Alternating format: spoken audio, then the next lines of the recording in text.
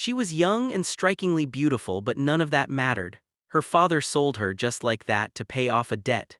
And the man she was promised to, he was almost 60, rich beyond imagining, with enough power and money to make kings jealous.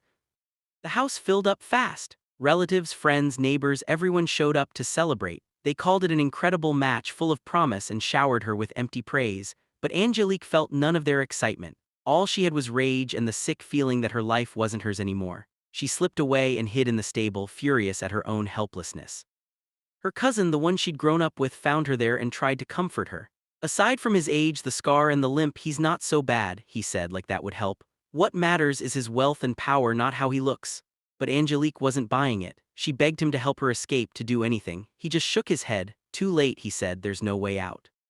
Then the coachman showed up. He'd always had a soft spot for Angelique, though he never said a word until now. He told her he loved her and wanted to run away together, just the two of them. She'd always seen him as a brother, nothing more, and turned him down right away. But as soon as she did, a desperate idea flashed in her mind. If she gave herself to the coachman, surely the old man would refuse to marry her. Her father's plan would fall apart.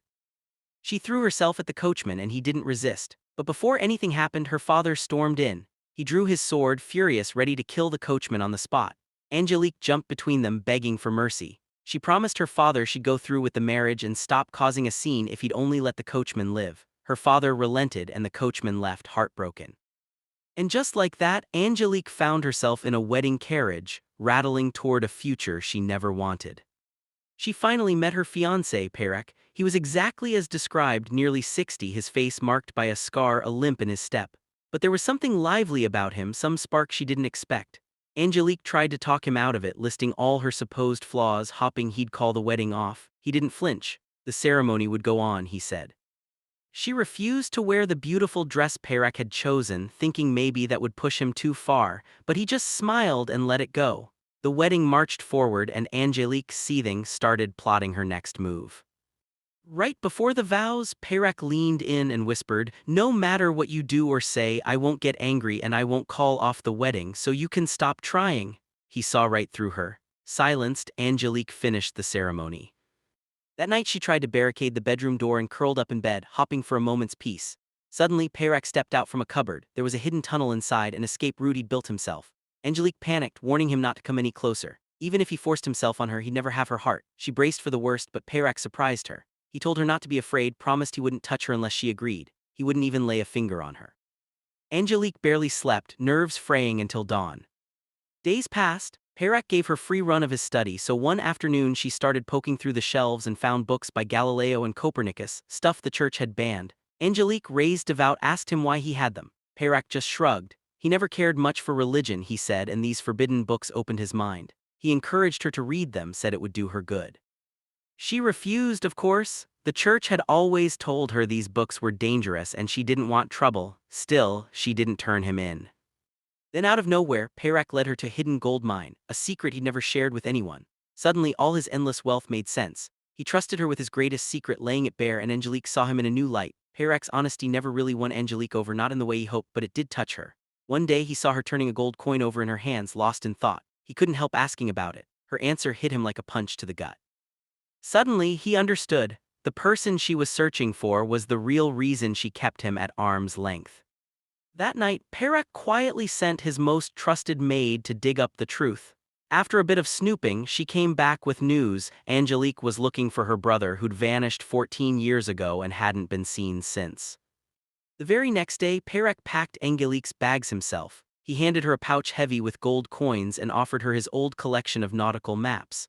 "I know you don't want to marry me," he told her. "If you leave and never come back, I won't stop you. I just want you to find happiness." It was the first time anyone had ever put her wishes above their own. All those days Perec had spent by her side, his quiet care, his patience, his willingness to let her go finally broke through Angelique's defenses. She found herself crying, clutching the maps, daring to dream of finding her brother at last. But just as she was about to leave, an explosion shattered the quiet. The sound came from Perec's room. Panic shot through her. She dashed out of the carriage and ran straight for the smoke, only to find Perec lying motionless on the floor. Angelique had been sold to Perec by her own father to pay off a debt, but Perec had treated her gently, never once making her feel like property. Seeing him hurt, she realized, somewhere along the way, she'd started to care for this nearly 60-year-old man. She bent down and kissed him on the forehead, a gesture that brought a spark of hope back to Perak's tired eyes. Just when things looked like they might finally be turning around, fate threw another curve ball. After Perak recovered, friends and family flooded the castle to celebrate.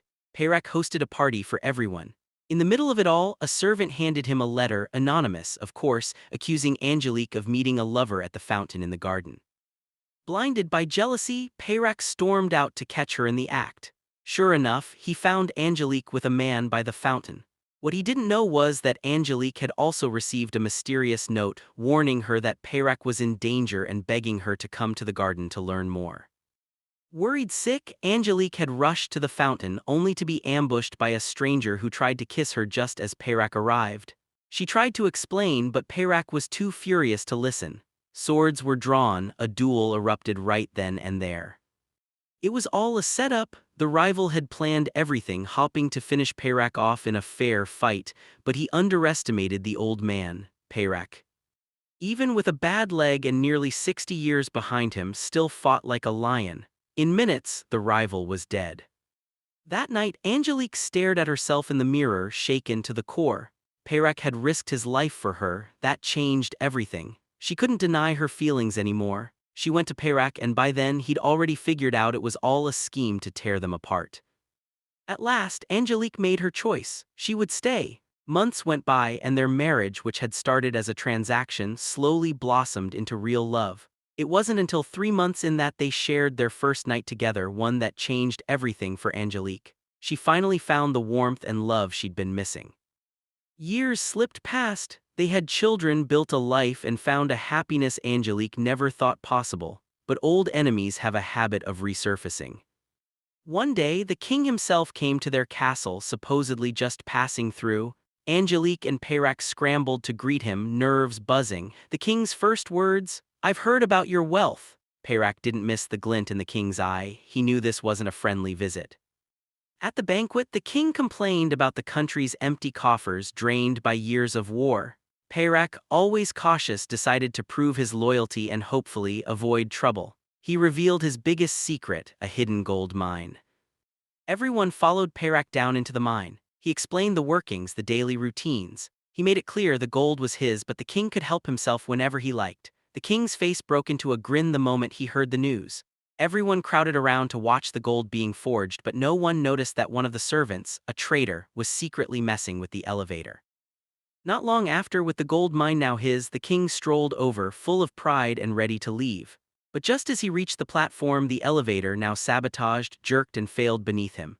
The king started to fall. Perak, thinking fast, jammed a wooden stick into the gears and stopped the whole thing just in time. He saved the king's life. The king, white with rage and still shaking, got to his feet without saying a single word and stormed out of the mine. Perak watched him go and felt it in his bones. Trouble was coming. The servant who'd been bribed to sabotage the elevator didn't last long. Someone silenced him before he could talk. That night, the archbishop who'd always had it out for Perak saw his chance. He riled the king up even more, whispering accusations and half-truths straight into his ear. The king, already suspicious, didn't even wait until morning. He fled Perak's castle that very night. Then came the guards. They charged Perak with trying to murder the king and plotting rebellion. Perak didn't fight. He laid down his sword and surrendered, still believing somehow that the king he'd always served would see the truth and clear his name. Before they dragged him away, the guards let Perak say goodbye to his wife. After he was gone, Angelique took over the castle. She ran everything herself, and she didn't stop for a second, her whole mind fixed on one thing: how to save Perak.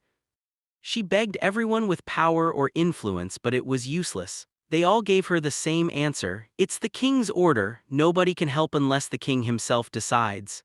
Stubborn as ever, Angelique set out for Paris to plead with the king in person. But the moment she set foot in the city, people were already watching her. She tried to stay with friends, but after the king's accusation, nobody wanted anything to do with her. After a lot of searching, she finally found a place to hide, but getting an audience with the king, nearly impossible. Meanwhile, Perak, locked away, signed over a third of his fortune to the king, hoping it would prove his loyalty. Angelique realized she couldn't see the king right away, so she tried to hire a lawyer. But every lawyer turned her down. No one wanted to stand against the king. Finally, she heard about a lawyer known for his honesty, someone the elite had already pushed out of their circles. Angelique found him in a dingy tavern. As soon as she walked in, a drunk lurched at her and shoved her against the wall. She fought, but he was too strong. The rest of the crowd just watched. Then, out of nowhere, a huge dog bounded over, barking and snapping at the drunk, who backed off fast. The dog's owner, the very lawyer she'd been searching for, but he looked nothing like the stories. He was broken, bitter, lost in drink. Seeing him like that, Angelique almost left. But then he spoke. "Your Perak was arrested by the king himself. Who in this country dares to fight the king? Probably only me." With nothing left to lose, the lawyer agreed to take the case, a last wild gamble. He threw himself into the work, visiting Perak in prison and digging into every detail. The lawyer was good. He couldn't win Perak's freedom at the first trial, but he did buy precious time. Right after court ended, someone cornered the lawyer, threatening him and trying to buy him off. He stood his ground. "Even the king can't trample justice. I'll win this case," he said. The would-be bribers left in a fury. Angelique, hidden nearby, saw the whole thing. Days passed as she maneuvered for a miracle. At last, Angelique managed to speak with the prince. She poured out her grief and begged him to help save Perak. The prince agreed right away. He seemed like her last hope. But Angelique had no idea that the prince was the real mastermind behind the elevator sabotage and the attempt on the king's life. Perak was just a pawn, a scapegoat in the prince's ruthless power game. Angelique had no idea what the prince was really up to. She just hoped this was her chance to finally clear Perak's name. But as she and her maid left the palace, everything went sideways. Out of nowhere, someone stabbed her maid right in front of her. Angelique panicked. She spun around and ran for her life, barely making it out alive. She didn't hesitate. She bolted straight to her cousin, who happened to be a guard. By the time they rushed back to where the attack happened, the maid's body was gone. Just gone. That's when it hit Angelique. Staying here was suicide. She begged her cousin to help her get out of the city, and the two of them started plotting their escape for that very night. But fate had other plans. As their carriage rattled through the dark streets, a masked man dropped down and killed the coachman in an instant. Suddenly, assassins surrounded them. Outnumbered, her cousin drew his sword and jumped out, bracing for a fight. Angelique scrambled out too, sticking close behind him, heart pounding. Then, out of the chaos, a rogue adventurer appeared and rushed to help. Everything turned into a blur of swords and shouting. In the mess, Angelique managed to slip away, but two assassins chased after her. Relentless, she ran until she hit a dead end. They cornered her, and instead of killing her right away, they decided to take their time, leering at her beauty. Angelique fought back, screaming for help, but nobody came. Just when she was about to give up, her cousin and the adventurer burst in, saving her at the last second. Her cousin tried to hand the adventurer a pouch of coins, but he wouldn't take it. Something about the man's voice stuck with Angelique, oddly familiar, like a half-remembered dream. Back home, Angelique was furious. In a haze of anger and despair, she chopped off her long hair, dyed it black, and disguised herself. She refused to let the assassins recognize her. A righteous lawyer found her a safe place to hide, even bribed the prison guards so Angelique could visit Perak, who was still locked away, suffering for crimes he didn't commit. Days passed before she finally saw him again. Perak was a shadow of himself, battered and broken. Angelique's heart ached as she rushed into his arms. He begged her to leave Paris, not wanting her to risk everything for him, but Angelique stood her ground. She wouldn't abandon him now. While Perak pieced together what happened, he realized the prince and the archbishop were behind it all. Determined, Angelique and her cousin broke into the archbishop's house under cover of darkness, nearly getting caught. Somehow, they managed to find a letter in the archbishop's study, a letter that spelled out the whole conspiracy. The prince and the archbishop planned to kill the king and pin it all on Perak. They took the letter straight to a royal messenger who'd once tried to make them follow the king's orders. When he saw the letter, he understood how serious things were and helped Angelique slip into the palace disguised as a maid. Finally, Angelique had her chance to speak to the king. She handed over the letter and told him everything. The king read the letter, his anger flaring as he turned to the prince, his own brother, who couldn't even meet his eyes. But instead of justice, Angelique watched in horror as the king, worried about his shaky rule and unwilling to destroy his brother, called the letter a fake and burned it right there. The prince bowed deeply, grateful for his brother's mercy, But then the king said the words that shattered Angelique. "No matter what, your lover must be convicted," she screamed, pleaded, but nothing got through. In the end, all Angelique could do was watch as Peyrac was sentenced to burn at the stake for a crime he didn't commit. The next day, he'd be dragged to the central square, burned alive, his body turned to ash. Every word from the judge felt like another knife in Angelique's heart. Even Peyrac's lawyer, furious at the injustice, was thrown in jail for protesting the verdict. Angelique was desperate. Out of options, she decided to gamble everything on one last, wild plan. She marched straight into a den packed with thieves and crooks, honestly the kind of place most folks would cross the street to avoid. But she didn't flinch. She just pushed her way through the crowd, holding her head high, hoping these outcasts could help her save Peyrac before the executioner got to him. And to win them over, she made a deal, help her break Peyrac out, and they'd split the mountain of gold stashed away in his castle, the fortune he'd spent his whole life building. Word had already ripped through Paris about Peyrac. People whispered in every alley and shouted it in every market. The count had been captured, locked away, and was set to burn. The promise of gold drew a flood of volunteers, each hopping for a share, and right in the middle of it all, Angelique spotted a familiar face, the masked stranger who'd saved her not long ago.